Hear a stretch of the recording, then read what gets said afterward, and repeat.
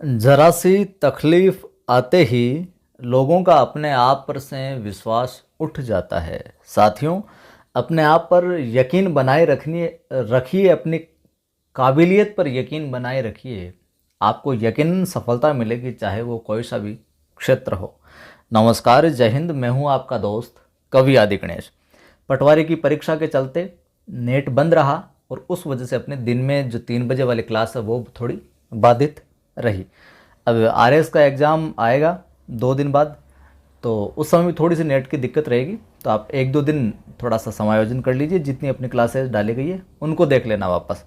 तो आज की इस वीडियो में हम देखेंगे कक्षा 9 का क्षितिज जो पुस्तक है उसका 10वां अध्याय पद्य खंड चल रहा है, काव्य खंड चल रहा है।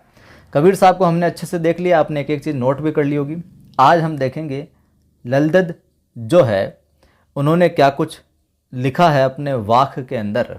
उनको अनुरोध आपसे, वीडियो को आप लाइक कर दीजिए, अभी सभी ग्रुप में शेयर कर दीजिए सभी दोस्तों के साथ में, ताकि वो भी जुड़कर लाभ प्राप्त कर सके।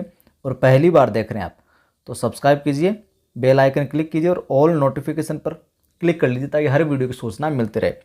टेलीग्राम चैनल अपना डिस्क्रिप्शन में लिंक मिल जाएगा, कवि आदि गणेश हिंदी, कवि आदि गणेश हिंदी इस नाम से है। लगभग 1350 के तकरीबन वहाँ पर लोगों ने ज्वाइन कर रखा है। तो प्रारंभ करते हैं ललदद साहिबा को। तो ये कश्मीरी भाषा की लोकप्रिय संत कवयित्री ललदद का जन्म 1320 के लगभग कश्मीर स्थित पाम्पोर के सिमपुरा गांव में हुआ था। अब आपको यहाँ ध्यान रखने वाली चीज़ ये है, ये कश्मीरी भाषा की लोकप्रिय संत कवयित्री रही है। ललदद किस भाषा की रही है? कश्मीरी भाषा की। तो ये पूछा जा सकता है, ठीक है। उनके जीवन के बारे में प्रामाणिक जानकारी तो नहीं मिलती है। ललदद को लल्लेश्वरी, लल्ला, लल योगेश्वरी, लल्ला रिफा आदि नामों से भी जाना जाता है। तो आप ये जरूर नाम ध्यान रखिएगा। ललदद को लल्लेश्वरी ये नाम भी देखने को मिल सकते हैं आपको, लल्ला, लल योगेश्वरी, लल्ला रिफा। सवाल यहाँ से बन जाए ये कि निम्न में से ललदद को किस नाम से नहीं जाना जाता या किस नाम से जाना जाता है? तो 3 नाम ऐसे दे दिए जिनसे नहीं जाना जाता, एक नाम जाना जाता वो दे दिए इनमें से, या 3 नाम जिनसे जाना जाता है और एक अलग दे दिया। तो आपको ये जो उपनाम या यूँ कहे इन नामों से जाना जाता है ये याद होने चाहिए लगभग। उनका देहांत 1391 के आसपास माना जाता है। जन्म और मृत्यु के संबंध में अंदाजा ही लगाया, प्रमाणिक जानकारी जो नहीं मिलती है।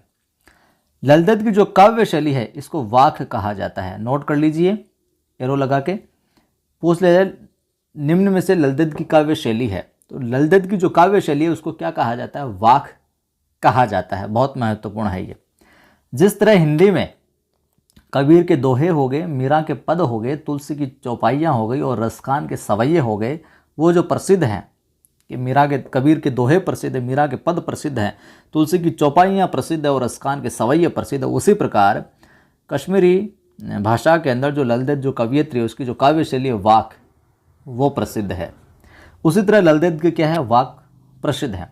अपने वाकों के जरिए उन्होंने जाति और धर्म की संकीर्णताओं से ऊपर उठकर भक्ति के ऐसे रास्ते पर चलने पर जोर दिया जिसका जुड़ाव जीवन से हो, सामाजिक सरोकारों से हो, उस क्षेत्र में, उस दायरे में भक्ति को रास्ते पर जोड़ दिया इन्होंने। और साथियों ईमानदारी से जुड़े रहे, आपको प्रयास करूंगा बहुत अच्छे से और कंप्लीट पाठ्यक्रम है जो करवाऊँ।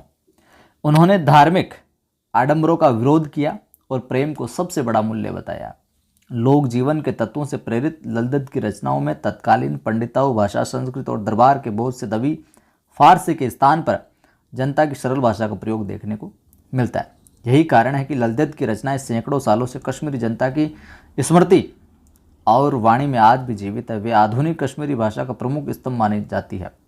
तो कौन है जो आधुनिक कश्मीरी भाषा का प्रमुख स्तंभ मानी जाती है? कौन? ललदद। कौन है? ललदद है जो मानी जाती है। नोट कर लीजिए इस लाइन को भी आप चाहें तो, पर अच्छी बात है ये। इस अध्याय के अंदर क्या है, यहाँ से भी सवाल बन सकता है, वो देखिए, समझिए अच्छे से। विद्यार्थियों को भक्ति काल की व्यापक जनचेतना और उनके अखिल भारतीय स्वरूप से परिचित कराने के उद्देश्य से यहाँ ललित के 4 वाक्यों का हिंदी अनुवाद प्रस्तुत किया जा रहा है। इसमें अध्याय में कितने वाक हैं? 4। पहले वाक में क्या है? अब देखिए, हर वाक की चर्चा की गई तो आपको पूछा जा सकता है ललित के कक्षा 9 के अध्याय के पहले वाक में क्या है।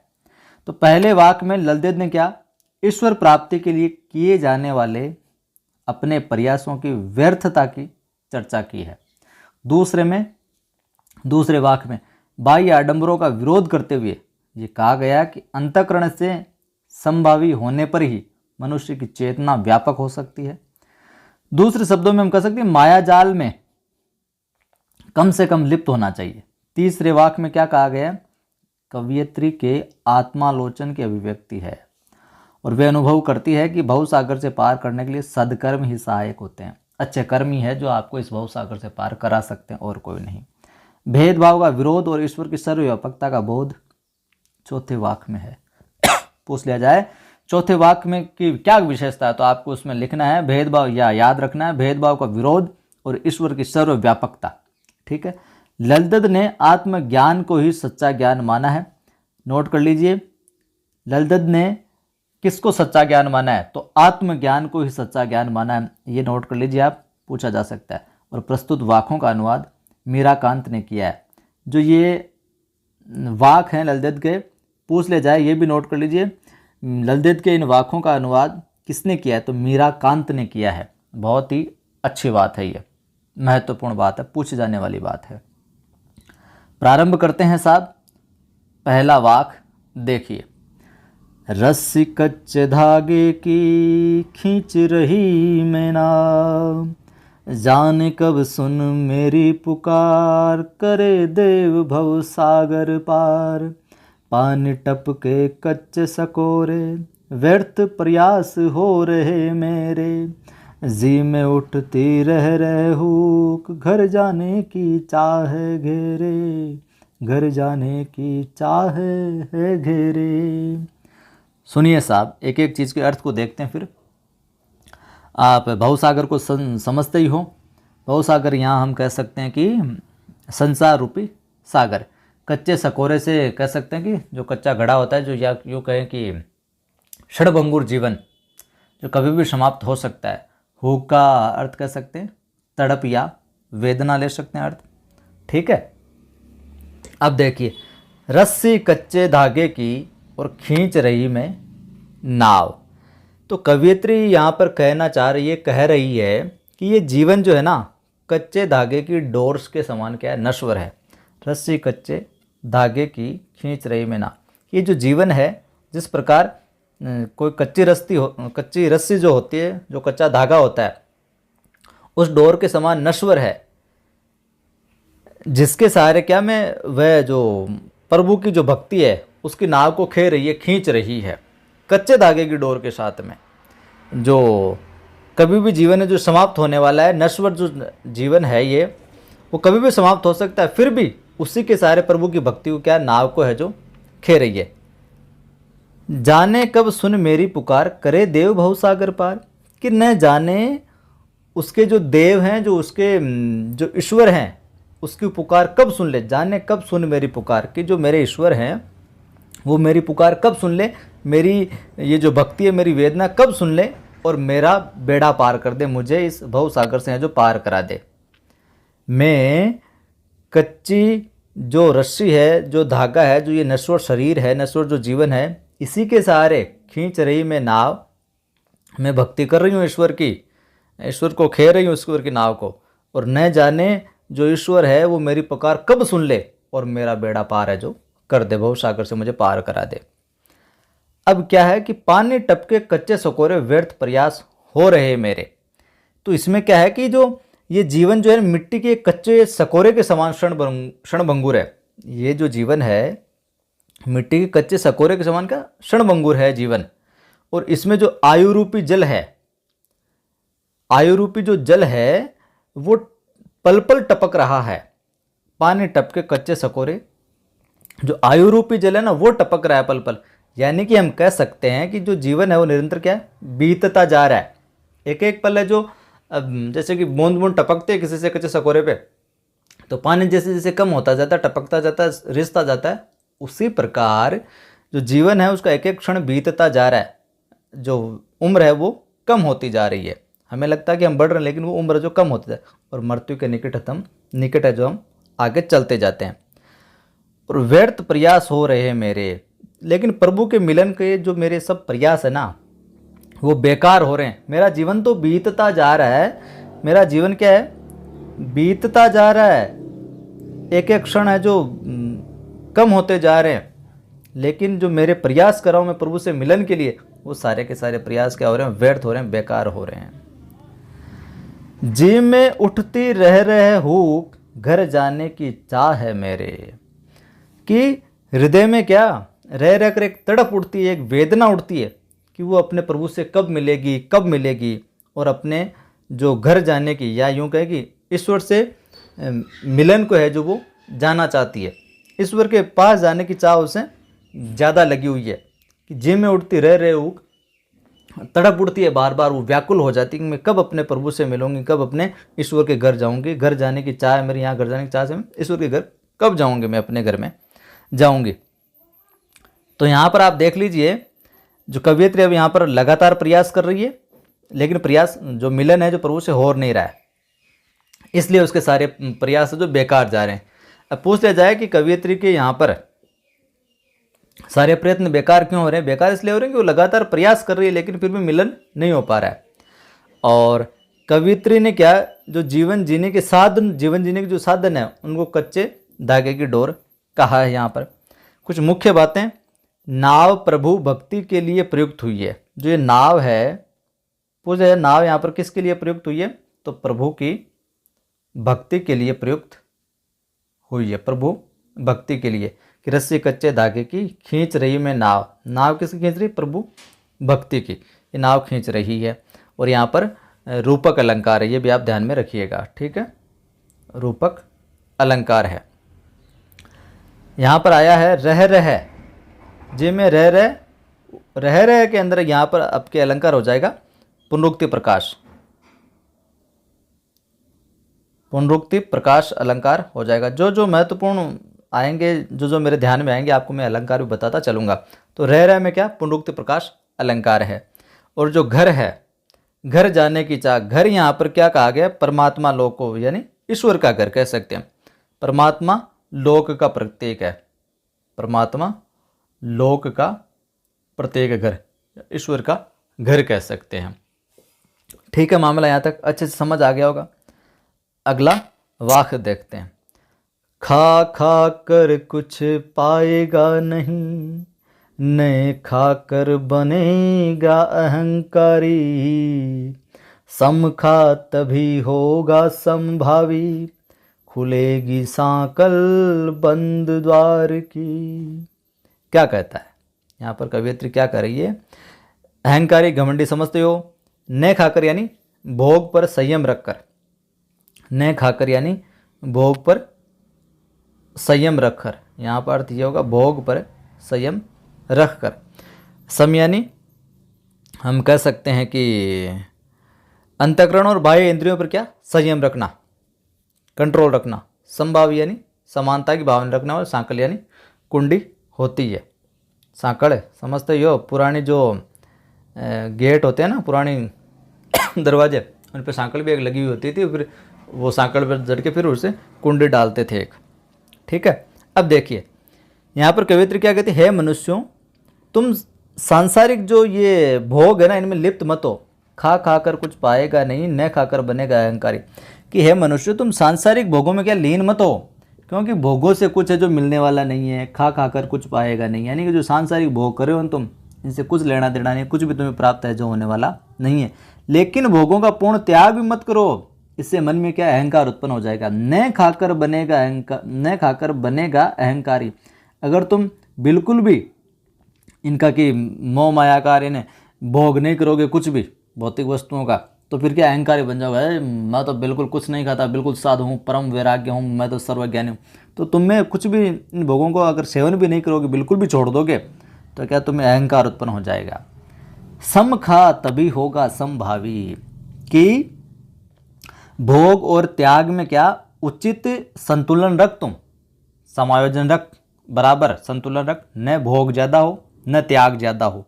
तो इनमें तू संतुलन रखेगा ना, इंद्रियों पर उचित संयम रखेगा ना, तभी जो है मामला तेरा जो खुलेगी सांकल बंद द्वार की।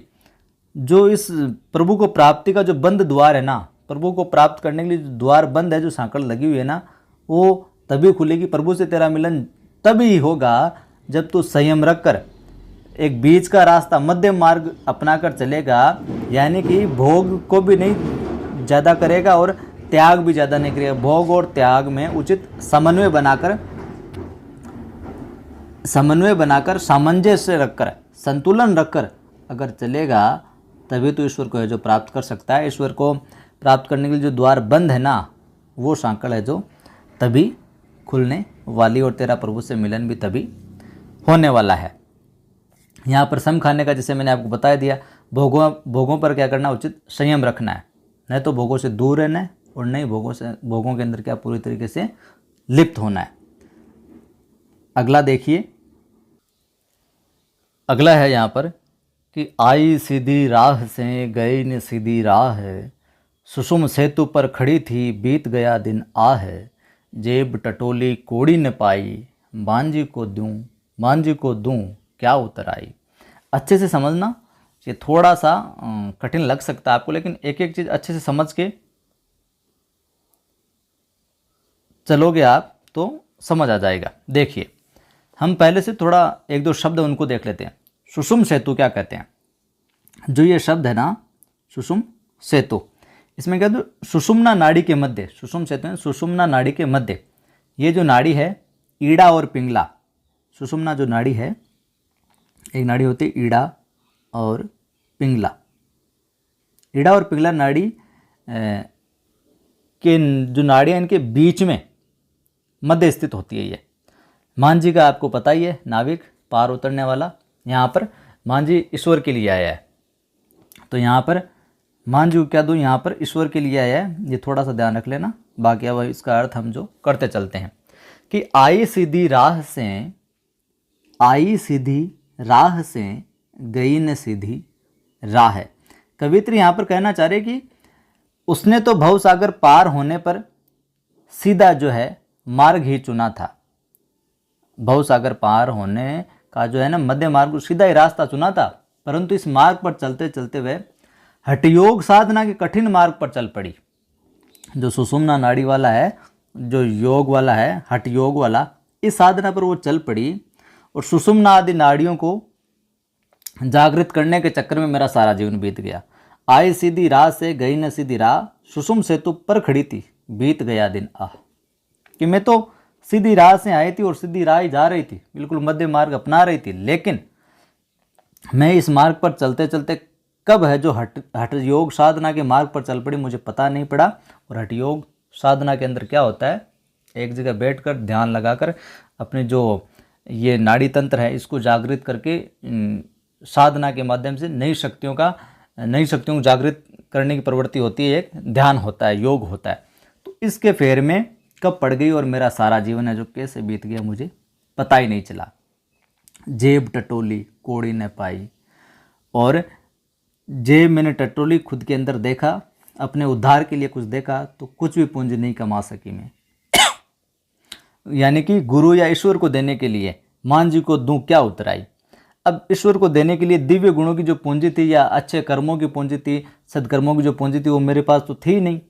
तो अब मैं किस योग्यता के बल पर अपना उद्धार की आशा करूं? मैं ईश्वर को क्या बोलूं कि हाँ, कि मैं मांझी को दूं क्या उतराई। यानी कि ईश्वर को मैंने तो जीवन के अंदर कुछ भी नहीं, जो ढंग के काम किए नहीं, कुछ भी अच्छे काम किए नहीं, सद्वर्तियाँ मेरे अंदर है नहीं। तो अब ईश्वर मुझे अपने घर अगर ले जाए, नाव में, अपनी नाव में बिठा कर ले जाए, तो मैं उतराई के रूप में उन्हें क्या दूं? अच्छे कर्म तो मैंने किए नहीं। अब ईश्वर को मैं किस उम्मीद के साथ, किस आशा के साथ जो ये कहूँ कि मुझे ले चलो आप। तो यहाँ सीधा सा मतलब है कि मैं सीधी राह पर चल रही थी और सीधी राह से आगे बढ़ रही थी, लेकिन बीच में इस राह पर चलते चलते मैं हठ योग साधना के कठिन मार्ग पर चल पड़ी। ललिता यहाँ पर कह रही है सुषुम्ना आदि नाड़ियों को जागृत करने में लगी रही और इसी हठ साधना के चक्कर में मेरा सारा जीवन बीत गया। और जब जेब टटोली कौड़ी न पाई, माँ जी को दू क्या उतराई। अब मैं किसके भरोसे, किन कामों के भरोसे, किन कर्मों के भरोसे ईश्वर को बोलूं कि मुझे आप अपने पास बुला लो, अपने घर बुला लो। तो मैं ऐसी उम्मीद नहीं कर सकती, क्योंकि मैंने तो जो दिव्य गुण थे उनकी पूंजी मैंने तो कुछ भी इकट्ठी नहीं की थी। ठीक है, आगे देखिए। और यहाँ पर कवित्री ने हम कह सकते हैं अपना दिन जो है बीत गया दिन आ, यानी कि जो सारा जीवन है ना हठ योग साधना में बिता दिया। बीत गया दिन आ है यानी सारा जीवन है जो हठ योग साधना के चक्कर में व्यतीत कर दिया। आखिरी है इसमें, थल थल में बसता है शिव ही, भेद न कर क्या हिंदू मुसलमान, और ज्ञानी है तो स्वयं को जान, वही है साहिब से पहचान। बिल्कुल आसान है। थल यानी स्थान कर सकते हैं, स्थान हो गया ये तो थल का। और यहाँ पर ध्यान में रखिए, अगर पूछ ले कि शिव यहाँ पर किसके लिए आया है, तो शिव यहाँ पर ईश्वर के लिए आया है। साहिब यानी मालिक और ईश्वर, साहिब भी मालिक और ईश्वर के लिए आया है। देखिए, थल थल में बसता है शिव ही। कवियत्री कहती है कि जो परमेश्वर है, शिव है, वो इस सृष्टि के कण कण में व्याप्त है। जो परमेश्वर है, वो शिव है, भगवान है, वो इस सृष्टि के क्या कण कण में व्याप्त है। भेद न कर क्या हिंदू मुसलमान, इसलिए हिंदू और मुसलमान के बीच भेद करना है तो छोड़ दे। अगर यही तू भेद करता रहे कि ये हिंदू ये मुसलमान, तो ये तो खुद साक्षात ईश्वर का तिरस्कार होगा। ठीक है, इस भेद को छोड़ तू, भेद न कर क्या हिंदू क्या मुसलमान। ज्ञानी है तो स्वयं को जान। ईश्वर के जो सच्चे भक्त और जो ज्ञानी होते हैं ना, वो मनुष्य के बीच में क्या भेद की दृष्टि है जो नहीं रखनी चाहिए। क्योंकि जो ज्ञानी व्यक्ति होता है वो ज्ञान की कसौटी, और यूँ कहूँ कि आत्मज्ञान, या और आगे हम इसके अर्थार्थ को समझे तो स्वयं को जानना ना, वही ज्ञान है। ज्ञानी है तो स्वयं को जान। अगर तुझे ज्ञान की ओर अग्रसर होना है, ज्ञानी बनना है, तो क्या खुद को जान पहले, और वही है साहिब से पहचान। और सच्ची ईश्वर से पहचान क्या है? जो अपने आप को जान लेता है वही क्या है? ईश्वर को जान लेता है। क्योंकि ईश्वर हर एक हृदय में बसता है, और क्योंकि परमात्मा और आत्मा के रूप से सभी के भीतर है जो विद्यमान है। परमात्मा क्या, जैसे कि मैंने कहा, ईश्वर कण कण में व्याप्त है, ईश्वर हर एक के हृदय में व्याप्त है। जो खुद को जान लेता है वो ईश्वर को जान लेता है। तो परमात्मा है जो आत्मा के रूप में, आत्मा के स्वरूप में ही विद्यमान रहता है। तो आप यहाँ पर देख लीजिए, शिव किसके लिए है? ईश्वर को संबोधित करते हुए कहा गया। और शिव है जो ईश्वरी सृष्टि में कण कण में निवास करता है। और सही सच्ची पहचान क्या बता रही है कवियत्री यहाँ पर? स्वयं को जान लेने को ही क्या, ईश्वर को पहचान लेना बता रही है कि वही है साहिब से पहचान। ज्ञानी है तो स्वयं को जान, कि ज्ञानी बनना है, अगर तू ज्ञानी है तो स्वयं को जान ले, यानी कि तू ईश्वर को जान लेगा। तो यहाँ पर ये आया है, माफ़ कीजिएगा, कोई ध्वनि उत्पन्न हुई तो बाहर देखने लग गया मैं। तो ये था अपना अध्याय। उम्मीद करता हूँ अच्छे से समझ आ गई होगी एक एक चीज़। कुछ नहीं भी आई, कुछ पूछना हो तो कमेंट करके आप पूछ सकते हैं। यहाँ पर देख लीजिए कुछ ये कठिन शब्दार्थ जो है, शब्द संपदा, वाक यानी वाणी, शब्द या कथन, ये 4 पंक्तियों में बद्ध जो कश्मीरी शैली है ना, उसकी गेय रचना है। 4 पंक्तियों की अपने उर्दू में, हिंदी में मुक्तक होते हैं, उर्दू में रुबाइयाँ होती है, ये सारी की सारी चीज़ें होती है। और कश्मीरी शैली के अंदर होती है वाक। कच्चे सकोरे स्वाभाविक रूप से कमज़ोर कर सकते हैं, पूरी तरीके से पका हुआ नहीं कह सकते हैं। रस्सी कच्चे धागे की, कमज़ोर और नाशवंश आ रहे, जैसे क्षणभंगुर मैंने बताया, नाव जीवन रूपी नाव, सम यानी अंतःकरण और बाह्य इंद्रियों का निग्रह, संभावी समानता की भावना, खुलेगी सांकड़ बंद द्वार की चेतना व्यापक होगी, मन मुक्त होगा, सीधा सीधा अर्थ और बाकी पाठ के अनुसार जो मैंने आपको बताया ही। ये सुषुम्ना नाड़ी के बारे में बताया है आपको। जो सुषुम्ना नाड़ी है ये शरीर की 3 प्रधान नाड़ियों में से एक है। कौन सी? जो नासिका के मध्य भाग ब्रह्मरंध्र में स्थित है। जेब टटोली, आत्मलोचन किया, खुद के अंदर झांका, कोड़ी ने पाई मतलब कुछ भी प्राप्त नहीं किया, माँ जी, ईश्वर, गुरु, नाविक, ये भी ध्यान में रखना। उत्तरा यानी सदकर्म रूपी, मेहनताना क्या दूँ, थल तल यानी सर्वत्र, स्थान, शिव यानी ईश्वर, साहिब यानी स्वामी ईश्वर। तो ये था अपना 10वां अध्याय। लाइक कर दें, वीडियो को नहीं किया तो शेयर कर दीजिए सभी तक। पहली बार देख रहे हैं सब्सक्राइब करके बेल आइकन करो, घंटी वाले निशान पर क्लिक करो और ऑल नोटिफिकेशन लिखा हुआ आता है उस पर क्लिक करना ताकि हर वीडियो की सूचना आपको मिलती रहे। और ज़्यादा से ज़्यादा लोगों को जोड़ो, शेयर करो ताकि अपना ये परिवार आगे बढ़ सके और लोगों की मदद हो सके। जय हिंद।